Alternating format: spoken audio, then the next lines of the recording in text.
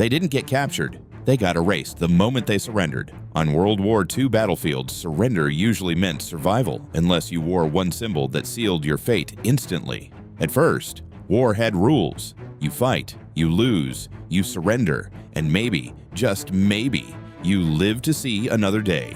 Allied soldiers knew this rhythm. They expected it. But then, through the smoke and chaos, something appeared that broke that entire system. 2 sharp lightning bolts stitched onto a collar, and suddenly, everything changed.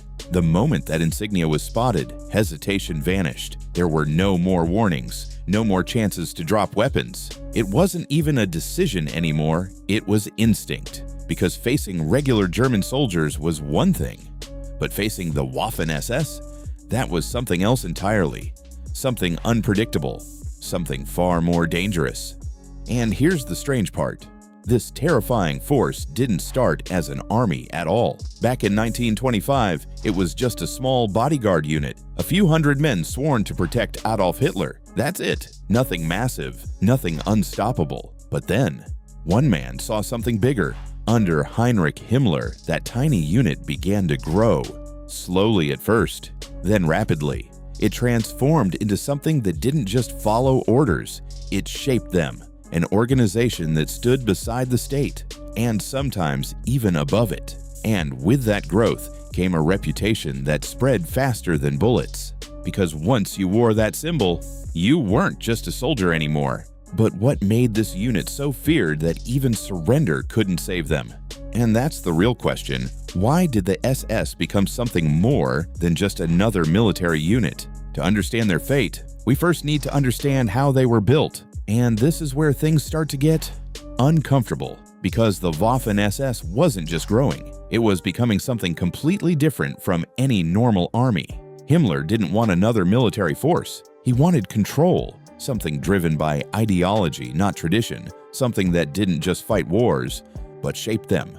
At first it was small, just a handful of divisions alongside the regular German army. Nothing stood out too much. But then, it grew. Fast. From just 4 divisions in 1939 to nearly 40 by the end of the war, close to 900,000 men. At that point, it wasn't just a unit anymore. It was an empire inside an empire. But here's where it gets disturbing. These weren't just soldiers on the front lines. The same men charging into battle were also running prison camps, guarding fences, carrying out orders that had nothing to do with combat. And sometimes, they switched roles like it meant nothing. Think about that for a second. One day, you're in a firefight. The next, you're part of something much darker. That constant shift did something to them. It erased boundaries. Soldier, executioner, it all became one identity. And this system didn't just create fighters, it created something colder, something harder to stop. These weren't just soldiers, they were something far more dangerous. And the transformation didn't happen on the battlefield. It started long before that. In training, in belief. These men weren't just taught how to fight, they were reshaped. Loyalty to Hitler came before everything. Family, religion, even their own lives. Once that belief settled in, fear disappeared. Death wasn't something to avoid anymore, it was something to accept, even chase. Surrender became unthinkable. And while they carried that mindset, they were given powerful weapons, machine guns that tore through everything, tanks that dominated entire fields. They weren't just committed, they were equipped to be unstoppable. But even their own side noticed the difference. Regular German soldiers saw the fanaticism, and slowly, resentment grew. Because if these men would never to surrender, what happens when they finally have no choice? And that's where everything begins to break. Because what came next didn't just change the war, it destroyed its rules completely. And then, they found it. Not on the battlefield, not during combat, but behind fences, hidden away from the front lines. When Allied forces reached places like Dachau, they weren't prepared for what they were about to see. No one was. Train cars sitting still, filled with bodies, not dozens, thousands, starved, broken, lifeless. For a second, everything just stopped. Then the reality hit. Survivors barely standing, eyes hollow, bodies reduced to shadows. The smell, the silence. It wasn't war anymore. this was something else, something far worse, and in that moment, something inside the soldiers snapped. SS guards didn't get processed, they didn't get questioned. Many were executed right there, on the spot. No orders, no hesitation, just raw, uncontrollable anger. Because after seeing that, how do you go back to rules? Imagine standing there, after everything you fought through, and then you see this. What would you do? In that moment, justice and revenge became impossible to separate. But as Germany collapsed, some SS soldiers tried to disappear, to blend in, to escape.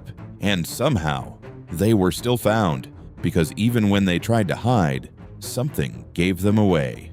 At first, it seemed simple. Just take off the uniform, throw away the insignia, blend in with the thousands of defeated soldiers and civilians. And, for a moment, it almost worked, because without that black uniform and those lightning bolts, they looked like anyone else trying to survive the end. But there was a problem, a small one, hidden under the skin. Every SS soldier carried a blood group tattoo on their left arm, tiny, almost invisible, but permanent. And when Allied troops started checking, everything changed again.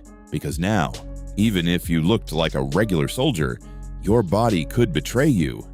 And panic set in. Some tried to burn it off with cigarettes. Others cut into their own skin, desperate to erase it. But those scars, they became evidence too. In fact, sometimes even more convincing than the tattoo itself. Imagine knowing that no matter what you do, you can't escape your past. Not your uniform, not your identity. They could burn their skin, but they couldn't erase their past. So if things were already this brutal in the West, what was happening in the East? Because over there, it wasn't just war, it was annihilation. Now hold on, because this is where it reaches another level entirely. When Germany launched Operation Barbarossa in 1941, the war in the East didn't follow the same rules. It wasn't about territory alone, it was ideological, total. And the Waffen-SS played a central role in that shift. Orders were clear. Soviet political officers, execute them immediately. No trials, no hesitation. And it didn't stop there. Special SS units, the Einsatzgruppen, moved behind the front lines, carrying out mass killings. Entire communities were wiped out. One place, Babi Yar. In just 48 hours, over 33,000 people were killed. Think about that number. Now imagine it happening in silence, with no escape. Villages burned, hundreds of them. People locked inside, left with no way out. Over time, millions of civilians became victims of these operations. Not soldiers, civilians. And the Soviet Red Army saw it all. So when they started pushing back, mercy disappeared. SS soldiers weren't treated as prisoners. They were seen as something else entirely, something that didn't deserve to survive. For the Red Army, this wasn't about victory. It was about revenge. And when the war finally started ending, the question remained, did any of them escape what was coming? Because even after surrender, their fate wasn't over yet. By 1945, everything was collapsing. Germany was falling apart from the inside. And strangely, the divide wasn't just between enemies anymore. Even within German forces, cracks were forming. Regular soldiers, exhausted and defeated, started blaming the SS for dragging the war on, for refusing to surrender when it was already over. And in some cases, they acted on it. There were moments where German soldiers turned on SS officers, executed them, right there, because to them this wasn't loyalty anymore, it was madness. At the same time, Allied troops were closing in, and while official orders said prisoners should be treated properly, reality looked different. Officers often looked the other way when SS troops were executed after surrender, because by then, emotions had taken over. Thousands didn't make it past that moment, but for those who did, a different kind of judgment was waiting. The Nuremberg trials. The SS was declared a criminal organization, leaders sentenced to death, others to life in prison. Justice, at least on paper, but not everyone faced it. Some disappeared. Using hidden networks like Odessa, they escaped. South America, new identities, quiet lives, and that left a scar of its own. Some faced justice, but others vanished into the shadows. So what does all of this really tell us?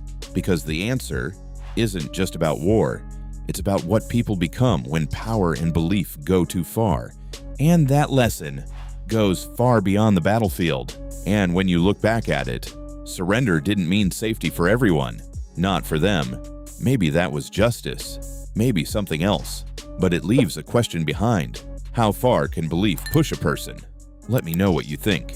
And if you want more stories like this, stick around.